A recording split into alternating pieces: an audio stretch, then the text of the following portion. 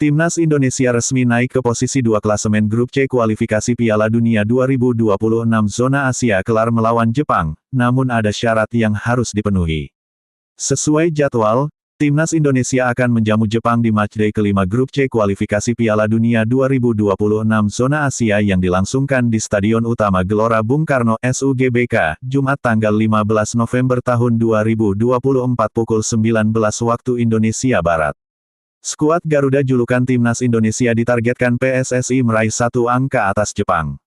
Namun, berhubung main di kandang sendiri dan menganut sistem bola itu bundar, Timnas Indonesia bisa saja menang atas Jepang. Jika menang atas Jepang, koleksi angka Ragnar Oratmangun dan kawan-kawan melesat menjadi 6 poin. Apakah raihan 6 angka sudah cukup menempatkan Timnas Indonesia di posisi 2? Jawabannya belum. Setidaknya ada 2 syarat yang harus dilengkapi.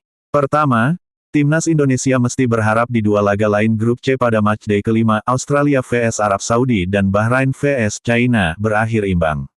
Sementara satu syarat lain adalah Timnas Indonesia wajib menang selisih 2 gol atas Jepang, semisal 2-0. Jika kondisi ini terjadi, Jepang masih duduk di puncak klasemen dengan 10 angka. Kemudian disusul Timnas Indonesia, Australia, Arab Saudi dan Bahrain yang menempati posisi 2, 3, 4 dan 5 dengan perolehan identik 6 angka. Timnas Indonesia berhak menempati posisi lebih baik karena unggul produktivitas gol atas Australia, serta unggul selisih gol atas Arab Saudi dan Bahrain. Bagaimana dengan China? Skuad negeri tirai bambu berada di dasar klasemen dengan 4 angka. Harapannya kondisi di atas bisa terjadi. Kemenangan atas Jepang praktis meningkatkan mental Timnas Indonesia saat lanjut menjamu Arab Saudi. Sesuai jadwal, Timnas Indonesia akan menjamu Arab Saudi di matchday ke-6 Grup C pada Selasa, tanggal 19 November tahun 2024 pukul 19 waktu Indonesia Barat. Menarik menanti hasil yang didapat Timnas Indonesia atas Jepang dan Arab Saudi.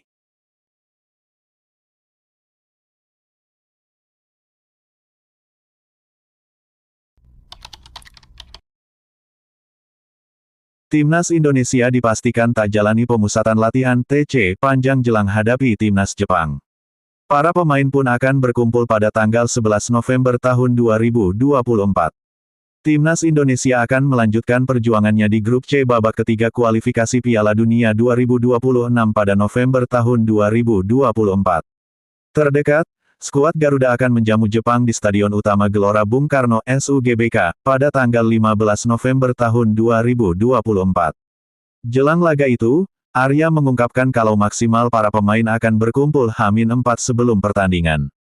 Itu artinya, mereka akan mematangkan persiapannya melawan Jepang pada tanggal 11 November tahun 2024.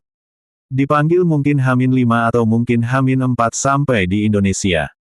Dan mereka cukup dengan latihan-latihan strategi abis itu sudah bisa ikut langsung tanding. Jadi kita sudah siapin semua juga, kata Arya kepada wartawan termasuk MNC Portal Indonesia, Rabu tanggal 30 Oktober tahun 2024.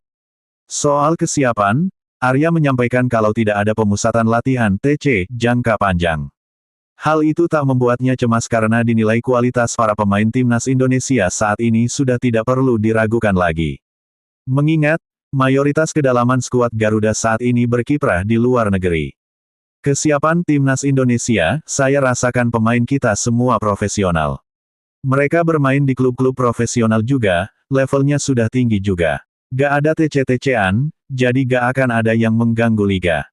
LIB gak diganggu apapun gak diganggu, terang dia.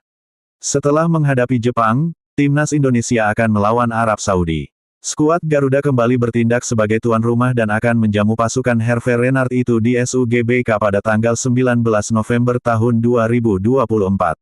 Arya menegaskan, PSSI menjamin keamanan dan kenyamanan 2 tim tamu tersebut. Menurutnya kalau soal pelayanan, Indonesia sudah tidak perlu diragukan lagi karena sudah pengalaman dalam menjamu tim tamu dengan baik. Untuk tamu kita pasti bikin baik. Kan tahu ya Indonesia itu kan sangat baik dalam menjamu tamu.